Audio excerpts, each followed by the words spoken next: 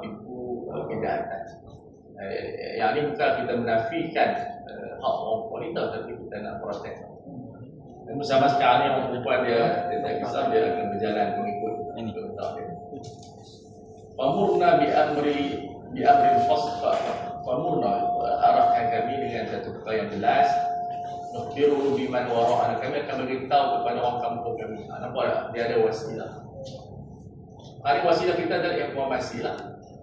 Itu surat khabar, paper, FB. Kita belajar, kita buat pulasah dan kita apa nama dia, kongsi bersama dengan masyarakat. Syaratnya mesti dengan jelas. Ambil positif. Wa nadkhulu bihi al-jannah. Dengan cara tersebut kami masuk syurga. Allah tengok. Simple. Sebab tu pengajian kita nak simple explain. Dia punya maqasid jelas. Kita nak belajar kelas kali nak masuk syurga. Kemudian mereka bertanya tentang hal ihwal, halal dan haram. Wa sa'alu 'anil ashribah. Ini dalam fiqh bila sebut ashribah maknanya ahkam halal wal haram, macam buku Syekh Qaradawi. Nanti insya-Allah kita akan susun satu daurah khas kitab halal dan haram di Islam oleh Syekh Qaradawi. Itu bagus. Walaupun dia fiqh muqaranah, tapi dia perbincangan maudhu' dia sangat-sangat baik. Daripada malabis, dia ada ahkamul uyud, dia ada uyuk, dia ada semua. Dan yang terbaru tu dia ada tambahan-tambahan. Allah, jadi orang kata apa? Itu saya juga dan dicetak dah hampir dekat 100 kali lah. Tuan dia dah meninggal lah, rahimahullah. Tapi buku tu sampai sekarang kekal sebagai universiti dan dikasih sebagai syllabus. Tapi kalau di Malaysia, JAKIM halal memang buku tu jadi rujukan utama. Kita tengok semua paper-paper pasal halal, mesti mereka apa nama dia, sumber rujukannya adalah buku halal haram di Islam Syekh Qaradawi. Dan buku tu diiktiraf oleh Masyikhah Al-Azhar pada tahun 1050, awal tahun 1950. Buku tu bagus, walaupun taklah semua pendapat kita terima, tapi konsep ini sangat-sangat betul untuk dibaca. Fa'amara bi arba'in wa nahahum an arba'. Jadi Rasulullah suruh 4 perkara yang pertama dan larang yang 4 perkara. Arba'in maksud arba'ati umur, 4 perkara, 4 perbuatan.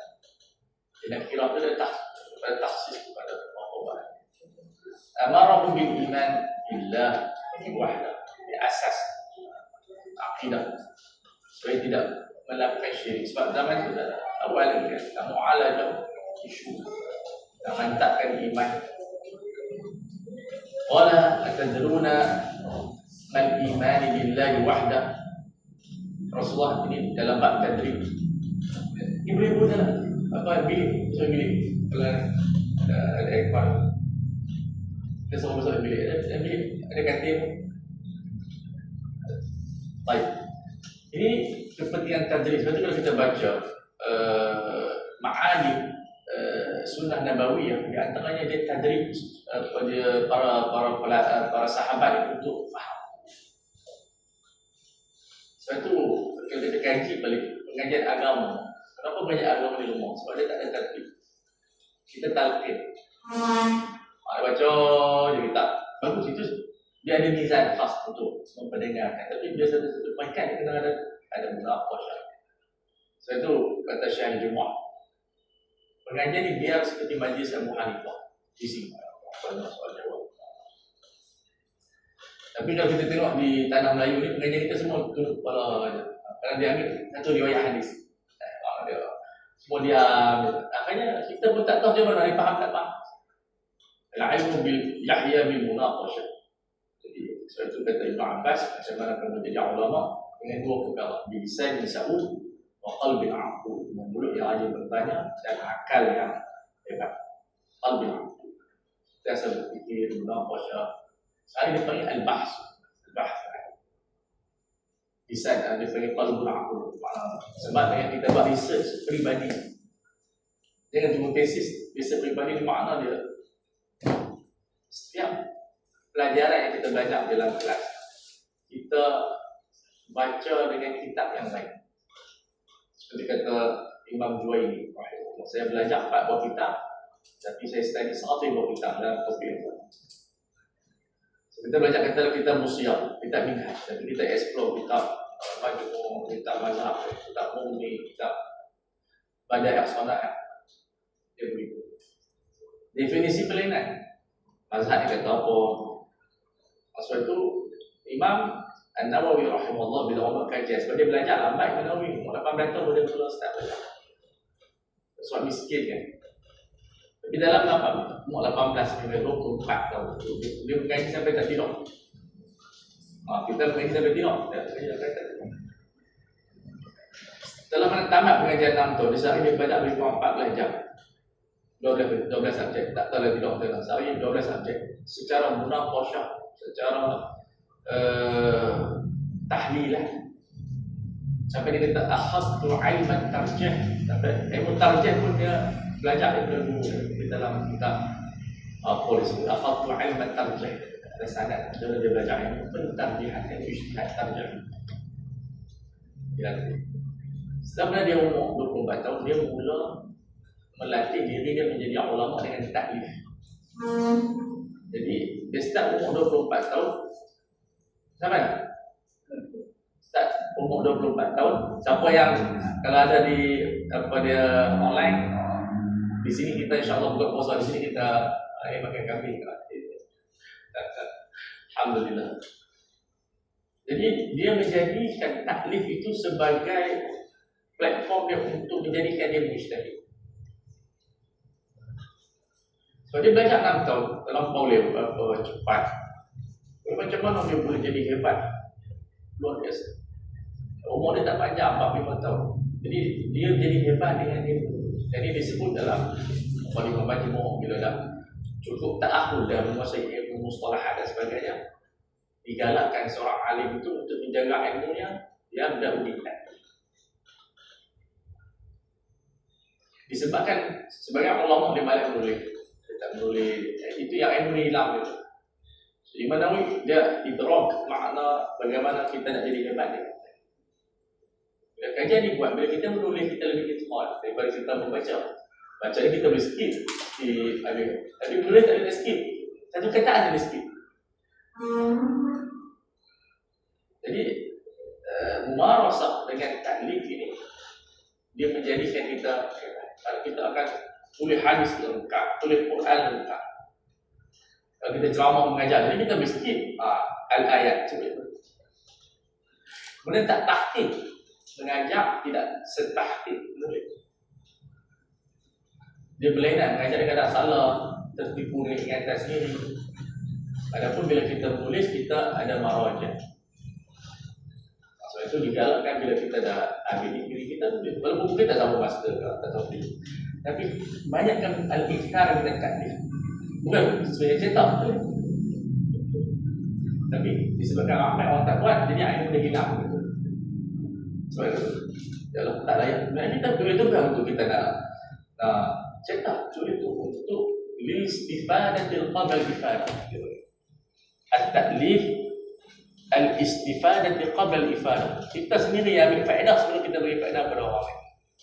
Al-muallif yastafidu qabla an yastafid al-qari. Kita yang menulis ataupun yang mengajar lebih awal lagi mengambil faedah daripada orang yang mendengar.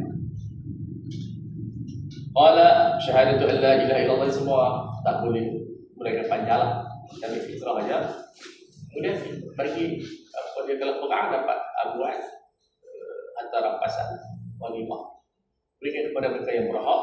Ini dipanggil dalam soal mana Rasulullah ajak perbendaharaan negara. Jadi itu ada walimah, anfal itu semua fiqh treasury. Bagaimana nak menguruskan perbendaharaan negara, diberikan kepada rakyat apa. Maknanya kalau kita taksir treasury itu ada dalam Quran. As'alul karim anfal, as'alul semua al-faid. So fiskal zaman dulu dia adalah duit yang dirampas daripada negara. Sekarang ni sebab itu kerajaan dia berpegang pada cukai, tak ada perang. Kalau kita baca kitab berjihad dulu, yajibul qital marratan fi kulisan. Wajib sebuah negara Islam berperang pada setiap tahun sebab nak cari pendapatan. Sekarang ni fiqh tu dia tak ada, dia panggil dhahabul mahal dalam istilah usul fiqh. Dia bukan nasakh sebab benda tu tak diamalkan dah. Ada benda yang tak diamalkan, yang tak berusaha tak diamalkan. Sebab dia binaan ala al-maslahah. Di sana dia panggil sunnah tasyri'iyah binaan ala al-maslahah. Banyak yang kita tak praktis macam ahkam syu'ah, ahkam hamba saya. Dia panggil dhahabul mahal. Dhahabul mahal ni dia hampir sama dengan nasakh, cuma nasakh ni pembatal hukum. Dhahabul mahal ni dia tak diamalkan, benda tu orang tak amal. Dilupai macam tu. Jadi tak ada setengah orang dia nak bawa ahkam balik dalam negara Islam. Nak kena ada balik yang tu, nak kena buat hizbah, nak kena buat boy. Dia kata cukai-cukai semua ni haram, zalimah. Kata Imam Haramain, Imam Haramain, siasah 90% adalah ijtihadiyah. 10% dia qat'iyah. Itu mabda' adalah. Tapi dari segi perjalanan tak semestinya kita kopi sebiji seperti mana yang berlaku pada zaman salafus salih. Dia akan menyukarkan kita. Dan ini dibahaskan. Sebab tu bila analisa balik tentang pandangan sebagai ulama seperti Al-Imam Hasan al-Banna rahimahullah. Bagian di antara kesilapan dia disebut sukut khilafah Islamiyah itu yang menyebabkan kita memperjuangkan negara Islam. Patutnya dia suka sukut khilafah Islamiyah, sukut khilafah adalah bila sebab dari sisi bila khilafah Islamiyah jatuh, dia bukan hilang tu, dia ada pada iklim. Mana dia Mesir khilafah. Masing-masing jadi khilafah. Dan itu dibahaskan sejak daripada 4 Akhir Hijrah oleh Imam Haramain dalam kitab Riyatul Ummah. Sebab tu sekarang dia jadi isu. Oh sampai dah, subhanallah. Tapi tak boleh berhenti. Kalaulah kita dulu tak terkesan dengan fikrah ni, taklah terlampau sibuk sangat nak buat negara Islam. Sebab tak hilang pun negara Islam sangat. Walaupun dijajah.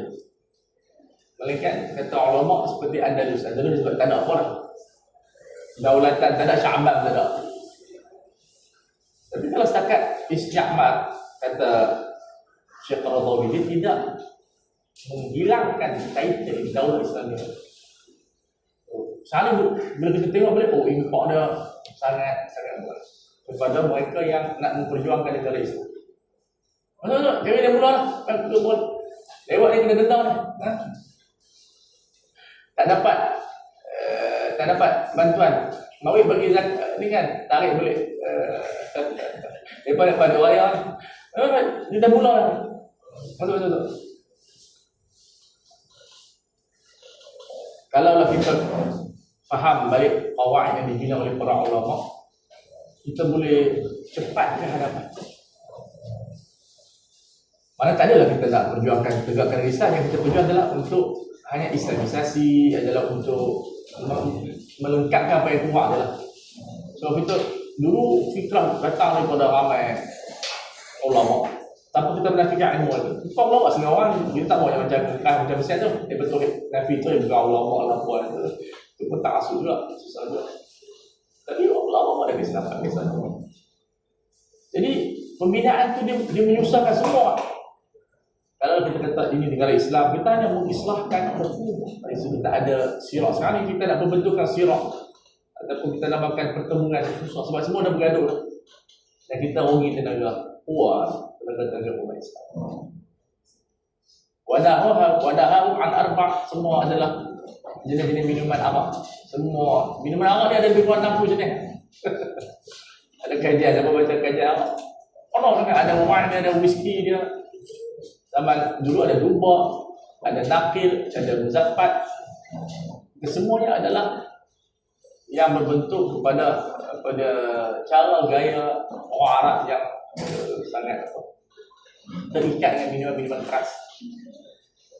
Tapi sebelum keras ni, Amerika tahun 1940, awal 1940, bila mereka melihat bahayanya arak ni, mereka nak haramkan. Kerajaan telah membuat keputusan ni mudah buku muka bawa iPad tak apa. Orang tengok yang depan ni. Mukhtasar Ibni Abi Jamrah. Sebab saya pesan kat Ustaz Yusof lah, kata kita baca Mukhtasar, tak bawa Lalu ada iPad kan? Oh tak bawa? Oh kita tak perlu tengok yang depan ni lah. Semua syahadat uyah kan? Duduklah bagi betul, itu pun duduk situ. Bagi peluang Ada kos lagi kat depan.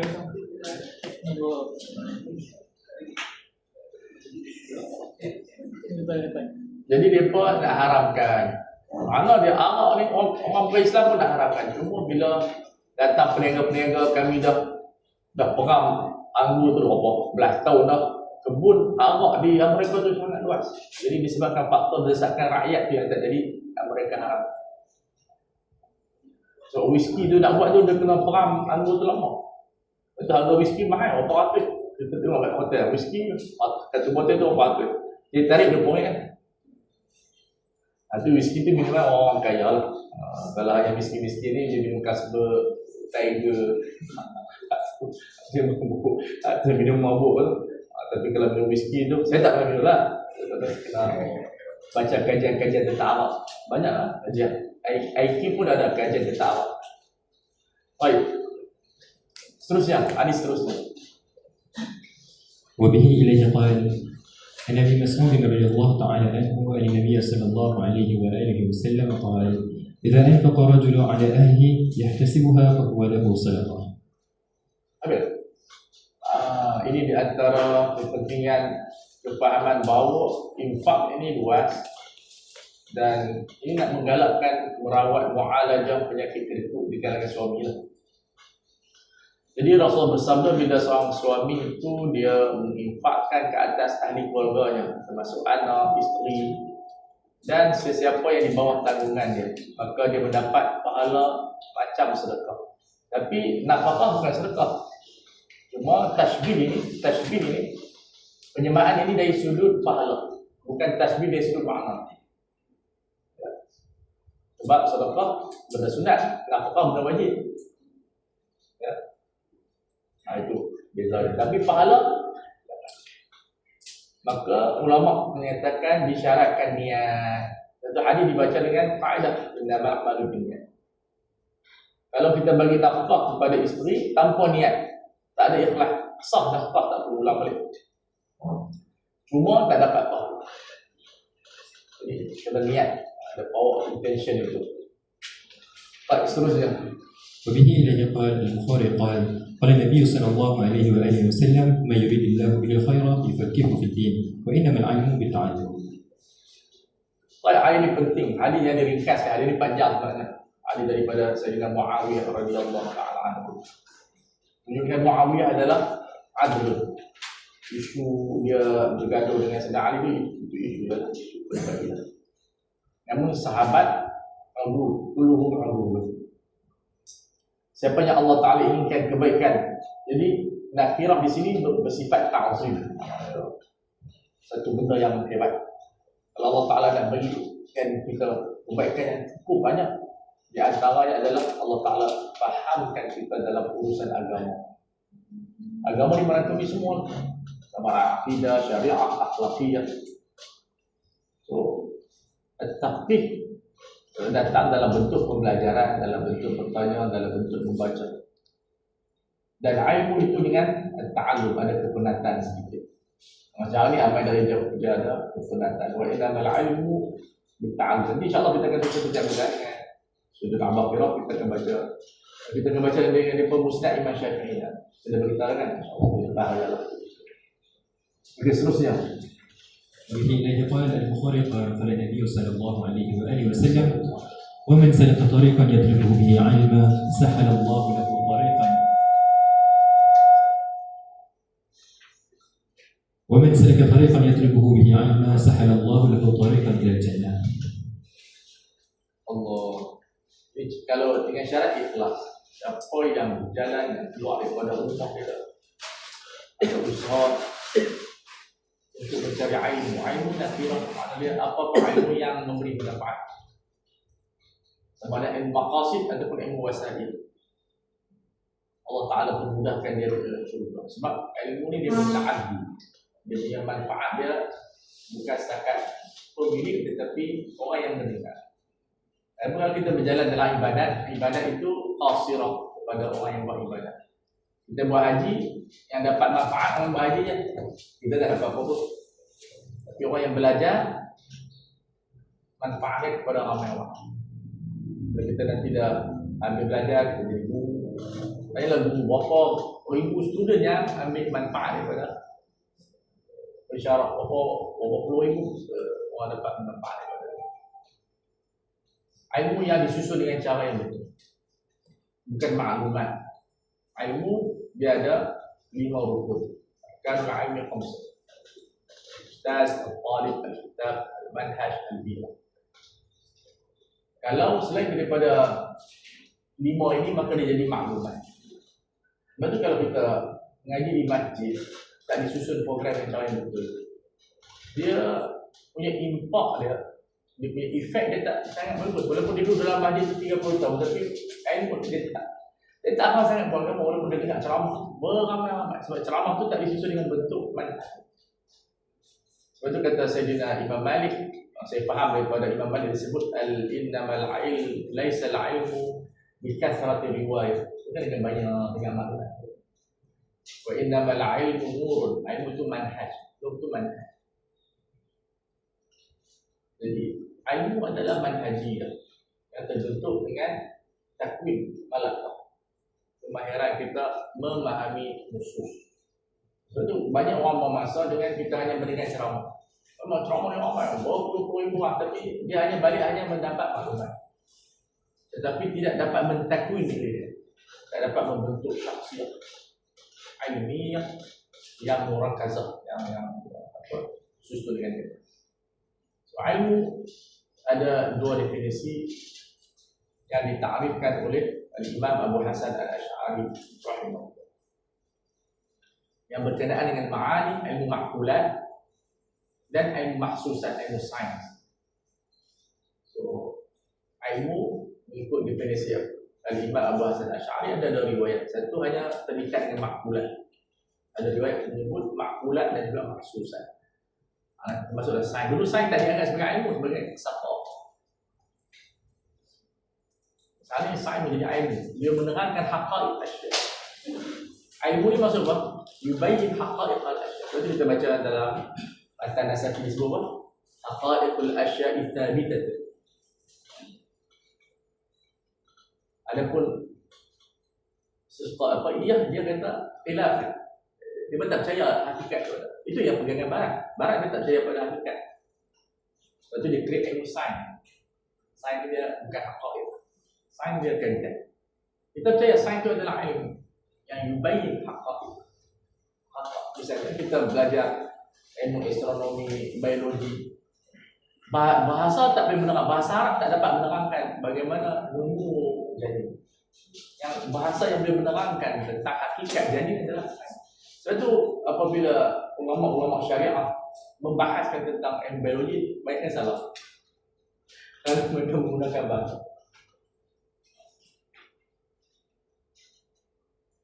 Malah setiap ilmu dia ada bahasa. Al-Imam Ibn Katsir dalam bila dia menafsirkan ayat wa ya'lamu ma fil arham, yang tahu tentang apa yang di dalam rahim adalah Tuhan. Maka dia menafsirkan ma fil arham adalah jinsal walad, waladan au unsa, maknanya lelaki atau perempuan. Tapi tafsir itu salah, mi'ah fil mi'ah, tanpa ada keraguan. Siapa yang bertaklid kepada Ibn Katsir dalam tafsirnya, dia akan membawa satu benda yang bahaya kepada agama kita. Karena sekarang orang 2 bulan dah bersekian anak lelaki dan perempuan, dan bertengok jantina. Ada penerangan tentang al-insan, bahasanya adalah sebahagian. Maka di antara ajaz bayar ni, kata ulama, Allah Ta'ala tidak menyebut wa ya'lamu man fil arham. Sebab man dia akhir, ma li ghari'an, ajaz bayar ni. Wa ya'lamu ma, maksudnya tentang syaqawah, tentang sa'adah, tentang ajalnya, tentang rezeki. Doktor tak boleh scan. Doktor tak ada kata, dia ni insyaAllah mati umur 20 tahun. Dia ni akan jadi jutawan, dia ni jadi malang. Ini kasih selamat. Ni. So Al-Quran dia lebih luas daripada sains. Maka sebahagian daripada al-fadhul Quran dapat difahami dengan, tapi Al-Quran mengatasi sains. Sebab itu beza bahasa Al-Quran dengan bahasa Arab. Walaupun Al-Quran itu bahasa Arab, tapi dia bahasa Arab yang dipilih oleh Allah. Sebab itu Al-Quran tak dinamakan sebagai turas, dinamakan sebagai dia tidak terkesan dengan zaman. Turas akan berubah. Macam kitab Minhaj, sebab mana pun Minhaj dia ada kelemahan dia. Ada benda yang tak diterangkan oleh Imam Nawawi, ada benda yang mungkin salah. Al-Quran kita tak dapat. Maka ini turas, itu wahyu. Itu orang falsafah yang salah faham. Mereka menganggap Quran itu turas. Bila mereka definisikan Quran sebagai turas, maka mereka banyak rupah yang cukup. Mereka menyatakan dulu itu tak sesuai sebab itu zaman. Tengok dia panggil semua benda berasaskan cara fikir. So, kalau kita definisikan misalnya golongan turasiyun yang terlampau ta'assub, sebab dia anggap itu sebagai wahyu. Bila dia anggap kitab itu sebagai wahyu, soal juga sampai tak boleh nak kritik, sampai tak boleh. Itu Syekh Awam kita pun ilmu berjalan dengan dua saya.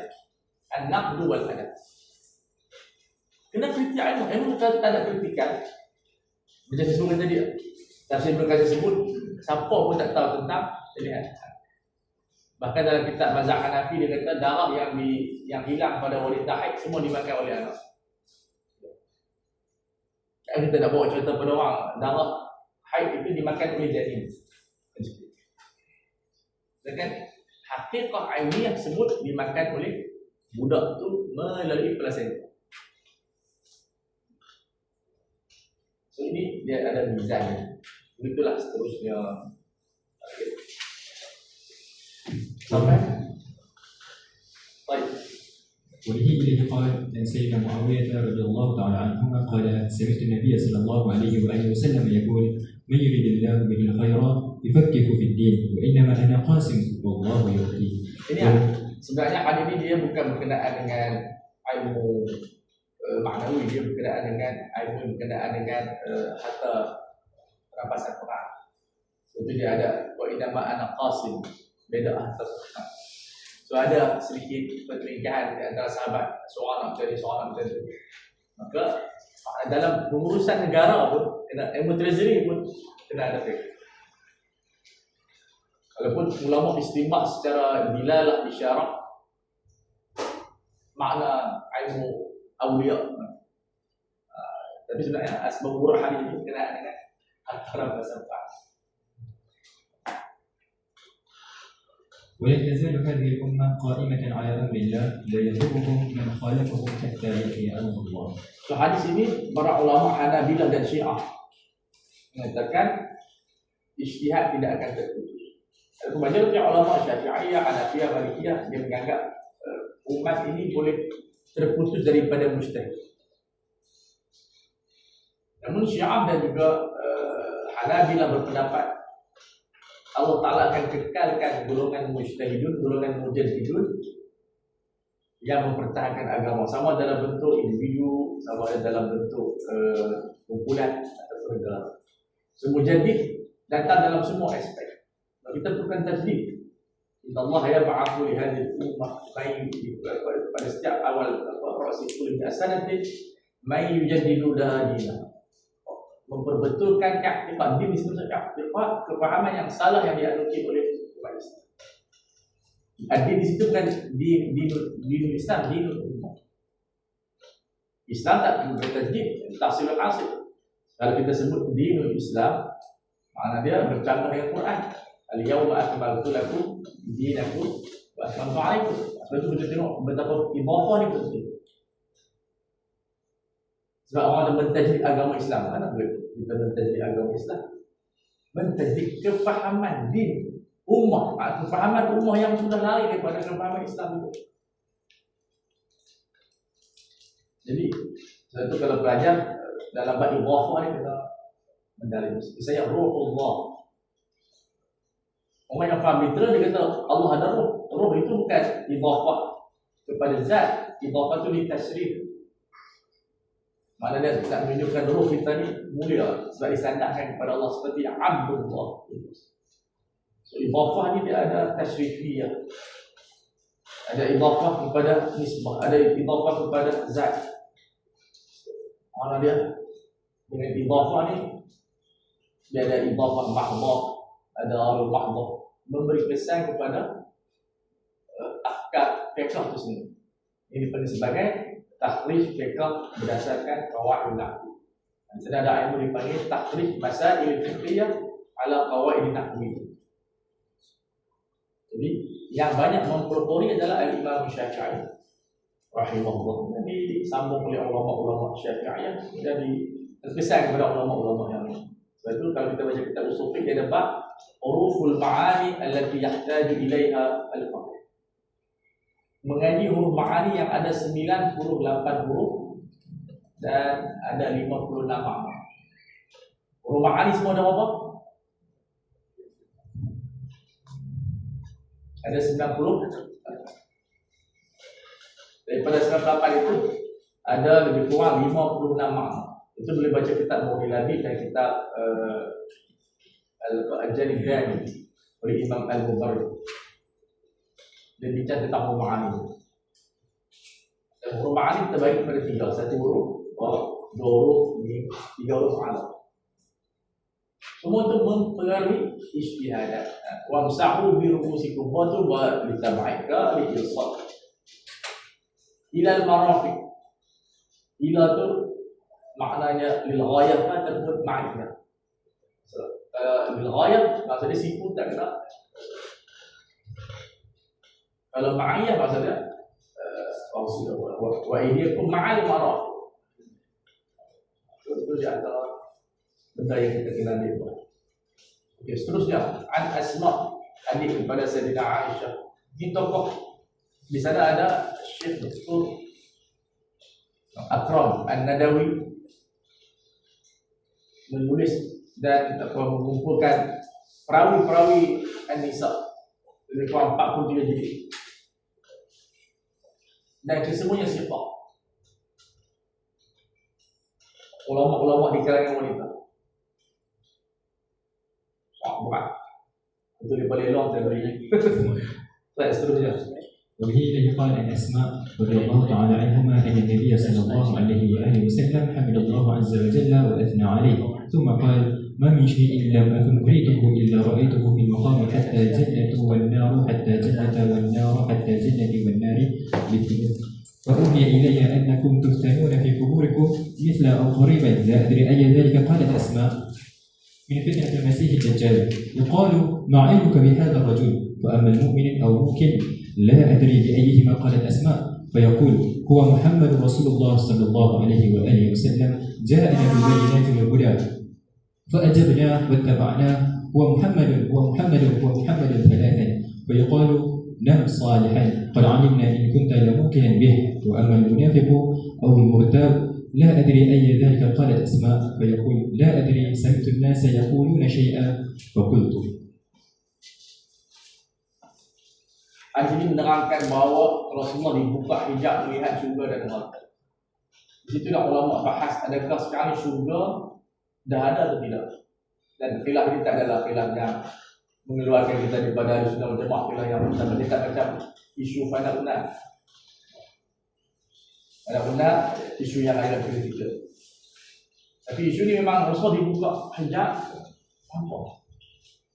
Sebab itu perbahasan ulama, syurga yang Nabi Allah Adam duduk itu, adakah syurga yang kita akan jannatul khuldi ke atau jannah yang lain?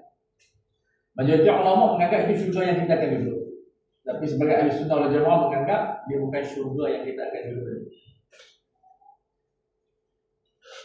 Sebab di situ ada ujian dalam syurga, fikrahnya tak ada ujian. Tapi Nabi Allah Adam diuji dengan wala taqraba hadhihi syajarah.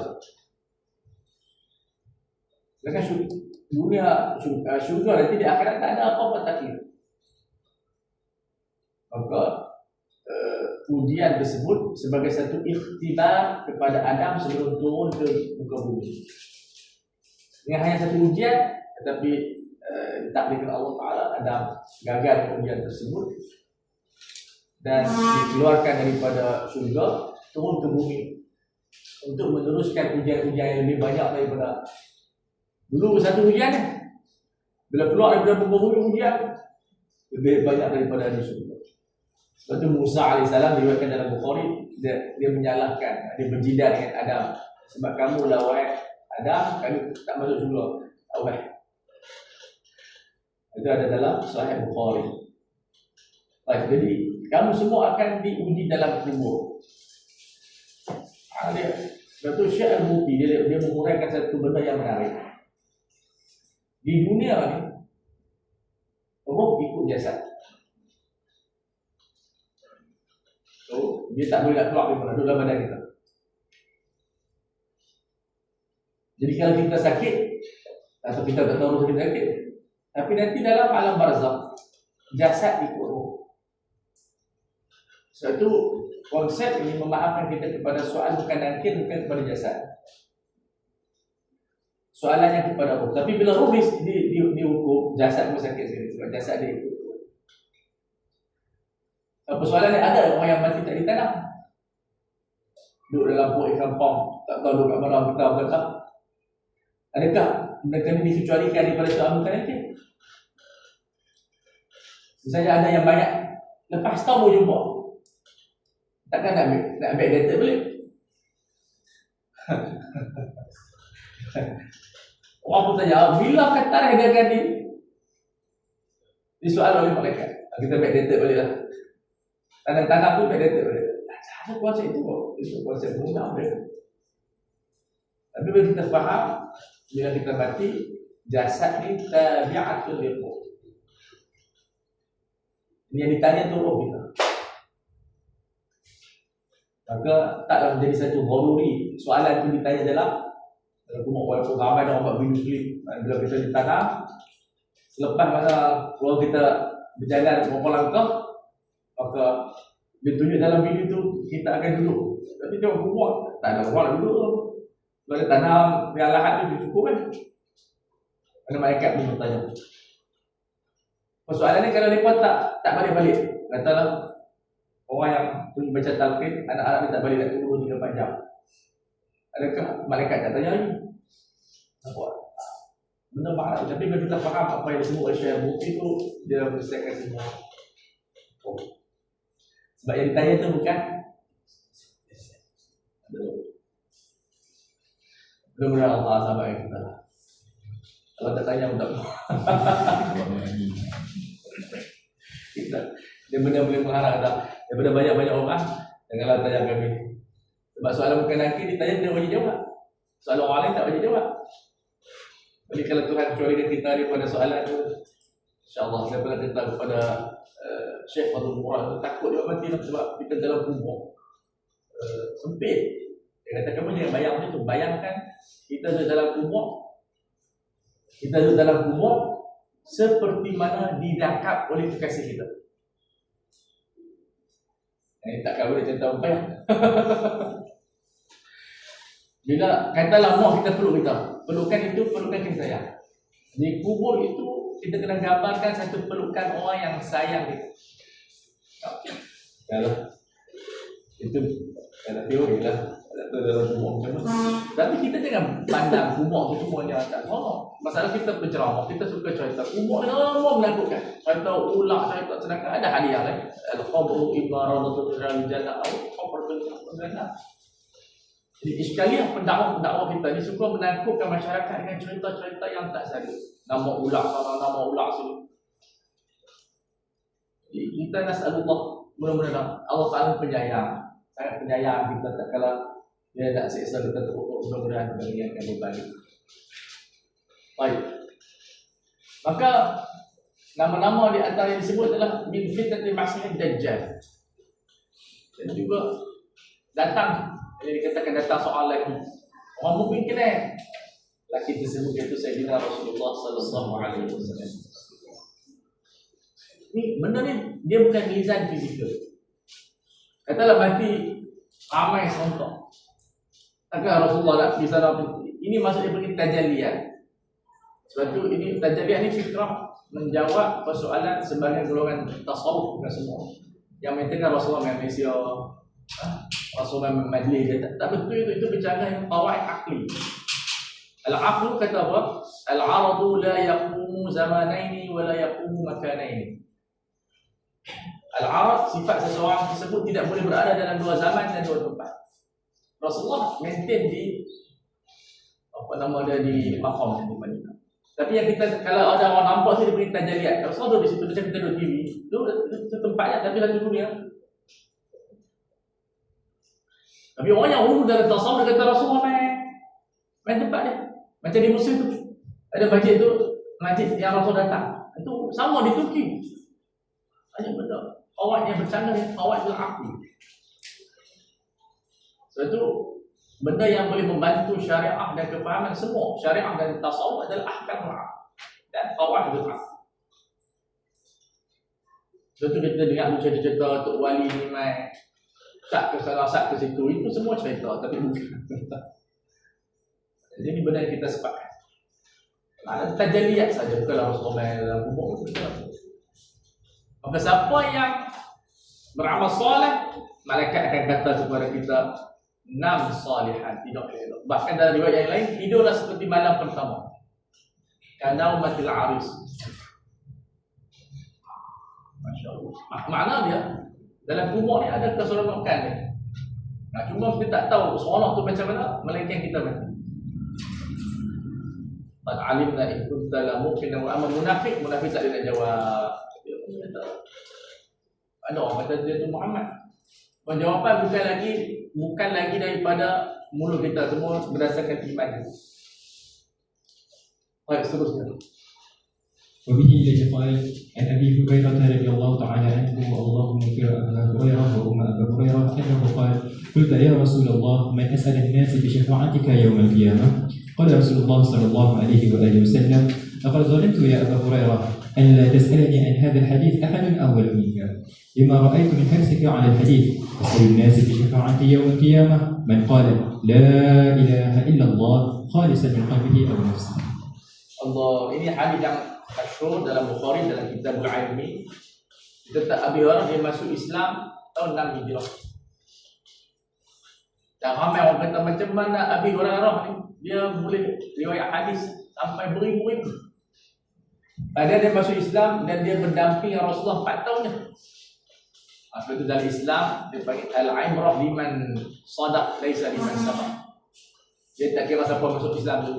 Tentu kita tak galakkan mu'alah lama kan. Kalau di wilayah dia bagi 5 tahun je mu'alah, lepas tu kena buang. Tapi satu tempat selama-lamanya. Tu kan. Sebab mu'alah tu menunjukkan kepada lemah iman. Kita tak naklah terlampau lama sangat dia tu mu'alah.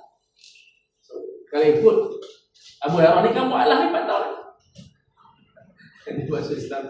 Tapi tak ada lah kita pergi mu'alah kat Sayyidina Abi Hurairah. Kita kena ubah kat situ. Sebab tu wilayah dia hanya menjadikan 5 tahun saja tempoh diberi zakat bantuan. Lepas tu dia bukan lagi mu'alaf, dia Muslim. Muslim yang sejati. Sampai kalau mu'alaf lagi turun gitu. Maka dia berkata orang ni pergi menengok, dia miskin, dia pergi ahlus sufah di masjid Rasulullah SAW. Kita tahu cerita dia masyhur, miskin semua makan pun orang jamu.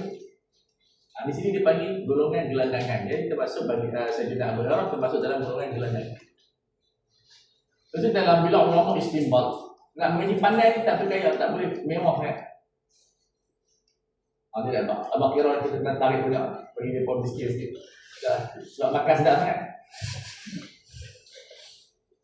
Abang kira satu-satunya kantin yang ada logo halal.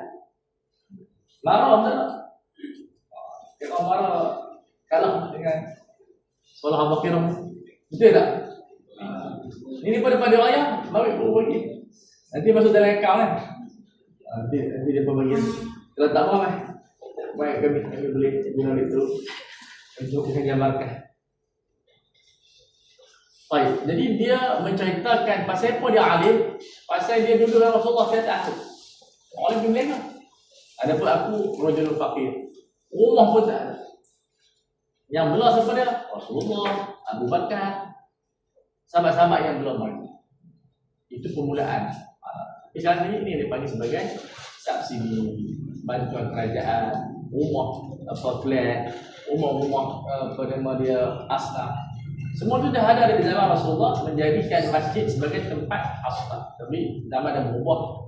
Kalau letak semua di masjid, masalah pula takbiran dan sebagainya, jadi diubah, kita ada tempat-tempat tertentu. Jadi dia ni terlampau berminat. Dia macam setiap seorang dia ada minat dia. Muaz kalau jumpa Rasulullah tanya halal dan haram, mana dia minat bidang tu. Orang tanya hadis. Tapi balik kepada Hurairah, tanya siapalah yang paling awal dapat syafaat. Dan Allah, aku lapat malam tu, aku dah tahu orang yang akan pertama tanya. Ini dipanggil firasat mu'allim. Ya Abu Hurairah, Allah yas'alani an hadal hadis ahadun awwala minka. Mesti kamu yang pertama akan tanya. Makna dia, seorang guru dia akan kena potensi orang yang rajin. Datang kelas duduk depan sekali, lalu ujung-ujung sekali ni, yang ni memang lambat. Lambat faham, lambat berjaya. Kalau jiwa kita suka duduk di belakang, mana dia memang jiwa kita suka duduk di belakang selalu. La yazalu qaumun yata'akharuna hatta yu'akhirahumullah. Biasa kaum yang suka duduk di belakang sampai Allah belakangkan dia. Maknanya dia pergi kelas pun ujung. Dia sembahyang pun ujung kali. Lama-lama je. Jadi kita kena terbiasa dengan duduk di depan. Pada depan dia dapat manfaat yang cukup banyak. Guru pun kena kita semua. Yang menunjukkan kepada jiddiyah, kesungguhan itu. Orang yang paling berbahagia dengan syafaat yaumul qiyamah adalah orang yang qala la ilaha illallah dengan keikhlasan. Ada yang sebut sebagai banyak yang berselawat kepada baginda sallallahu alaihi wasallam. Hadis yang terakhir.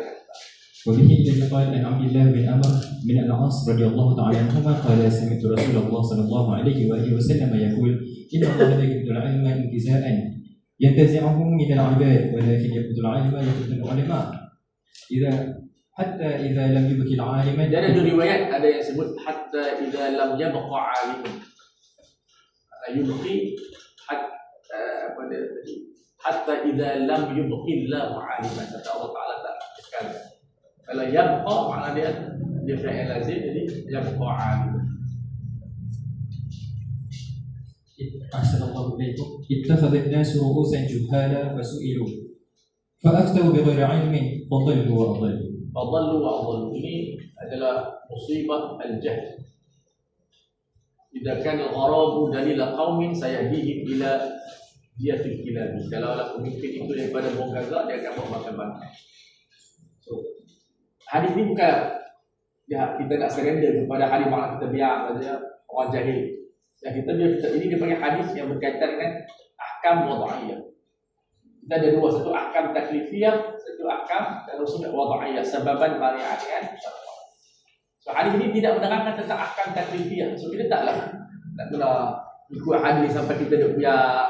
Hadis ini menerangkan tentang menjadi asbab kepada kita, kerajaan, masyarakat mesti menjaga institusi Allah.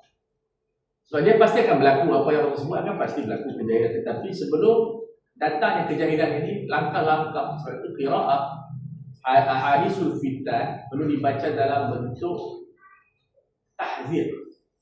Mana bila Rasulullah sebut macam tu, maksudnya adalah dia Rasulullah baginda mentahzir, jangan kita duduk dalam keadaan ulama tidak ada. Dalam kaedah usul fiqh dia panggil ahkamul akhbar la tufidu hukman syar'iyyah. Cerita Rasulullah dalam bentuk ahkam wad'iyah tidak bersifat hukum taklif.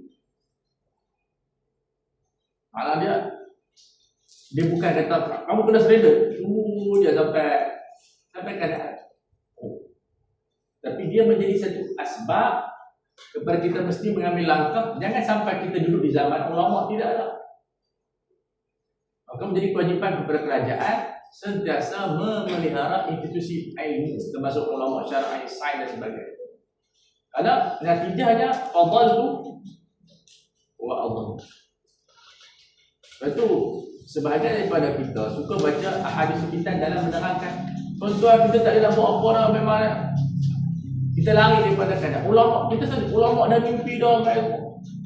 Jadi, iskali. Sebab tu kita mu'alajah. Ulama dalam Quran sebut apa? Yang kullama ruddu ilal fitnati urfisu fi.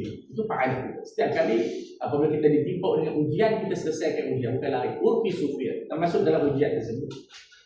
Bukan uzlah. Uzlah ni adalah ilaj mu'aqqad, temporary punya treatment. Tapi dia bukan manhaj. Dan berkait semua hari-hari uzlah dibaca semua dalam bentuk mu'alajah mu'aqqad.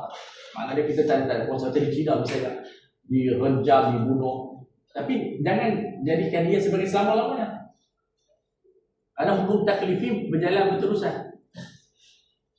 Nampak tak? Sebab tu kena pembentukan cara baca hadis akhir zaman, kiamat dalam bentuk surrender. Baca mana pembunuhan ada banyak ni, tak ada kiamat. Kiamat bukan kita tahu bila nak kiamat. Dah berapa kali tak ada kiamat. Tsunami tak kiamat-kiamat juga.